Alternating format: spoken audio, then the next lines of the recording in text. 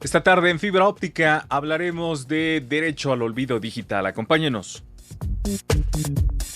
La frecuencia de este programa es alta y su capacidad de señal es infinita. Zona 3 presenta la actualidad de la tecnología en un programa inmune a las interferencias. Fibra Óptica. ¿Qué tal? ¿Cómo están? Bienvenidos a Fibra Óptica. Un gusto saludarles. Soy Jorge Eduardo García. Les invito a permanecer en el 91.5 FM Zona 3. Hoy estaremos hablando del tema del derecho al olvido digital y para esto invitamos a nuestro buen amigo, el ingeniero Ramón Becerra. También es abogado y está cada semana hablándonos de diversos temas. ¿Cómo estás, Ramón? Bien, Jorge Eduardo, bien. Un saludo a ti y a todo el auditorio que nos está escuchando a través de esta señal del 91.5 en Fibra Óptica. Oye, un gusto tenerte nuevamente aquí en el programa y sobre todo para tocar ese tema. ¿Qué es el derecho al olvido digital? Bueno, básicamente el derecho al olvido tiene muchísimas vertientes. El derecho al olvido es, así como se lo imaginan y así como se escucha, es el derecho que nosotros tenemos a que nuestros datos, ya sea físicamente o en el entorno digital, no se almacenen para cuestiones o para tratamientos de datos que no están autorizados por nosotros, cuanto menos si ya no existimos en este mundo.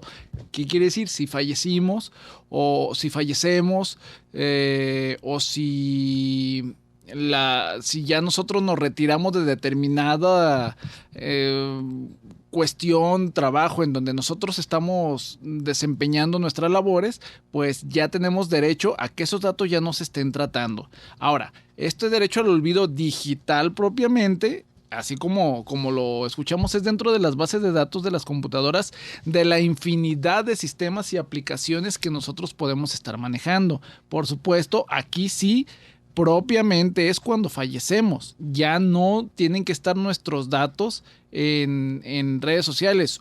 Propiamente también es cuando nosotros ya no nos dedicamos a algo. Nosotros no tenemos por qué encontrar ese algo en buscadores, redes sociales, aplicaciones o cualquier base de datos.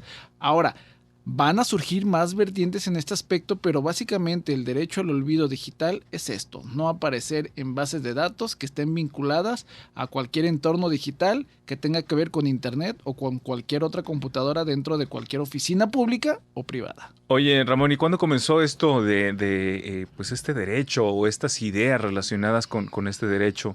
¿Y dónde, no? ¿Dónde comenzó todo esto? Todo esto proviene del derecho de protección de datos, el habeas data.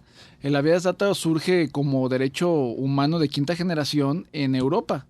Allá se determina que los datos personales deben de ser cuidados y deben de ser tratados de una manera responsable por la persona que los está teniendo.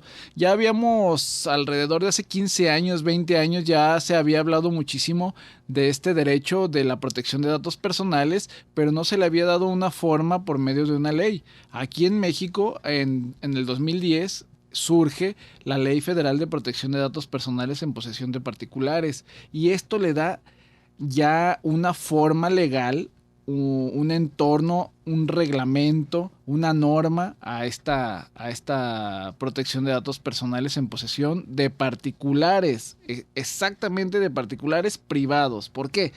Porque hago un paréntesis, porque va a surgir una ley, la Ley General de Protección de Datos Personales en posesión de sujetos obligados. Un sujeto obligado es aquel que forma parte de la administración pública o del Poder Judicial o del Poder Legislativo. Todos esos partidos políticos, incluso sindicatos, notarios, ya son sujetos obligados que los determina y los conceptúa la propia ley de transparencia. Esta ley también va a proteger los datos personales aquí en México desde el punto de vista del gobierno y de la administración pública. La Ley Federal de Protección de Datos Personales en posesión de particulares, como les dije, ya hemos hablado de ella, ya tiene muchos años, alrededor de 6 años, pero va a haber algunos cambios también. ¿Y por qué? ¿Qué tiene que ver la protección de datos personales en manos de los dos tipos de entidades, tanto privada como pública, con el derecho al olvido? porque ahí vienen unos derechos, el artículo 16 de la Constitución mexicana le llama los derechos ARCO, que son los derechos de acceso, rectificación, cancelación, y voy a señalar esto, cancelación y oposición de datos personales. Exactamente, surge en la cancelación de nuestros datos personales el derecho al olvido. ¿Por qué? Porque resulta que 20 años después de que nosotros fuimos unas personas o unos chavos que salieron en el periódico por haber hecho alguna travesura, surge 20 años después esa noticia por medio de Google o por medio de cualquier otro buscador que existe actualmente, ya sea Yahoo, Bing, etcétera, etcétera, etcétera. Surge una noticia y no nos contratan por esa noticia. Oye, pero es que tú estuviste implicado en determinada travesura que tú hiciste cuando eras joven. Bueno, sí, eso sucedió hace 20 años y me está afectando en este momento.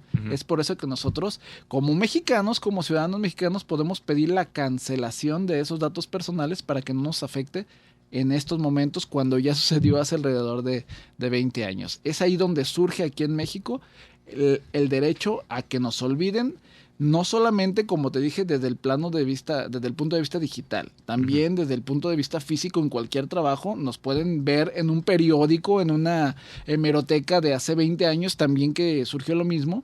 Bueno, también podemos pedir la cancelación a la empresa, no hacia el periódico, porque la historia ya está.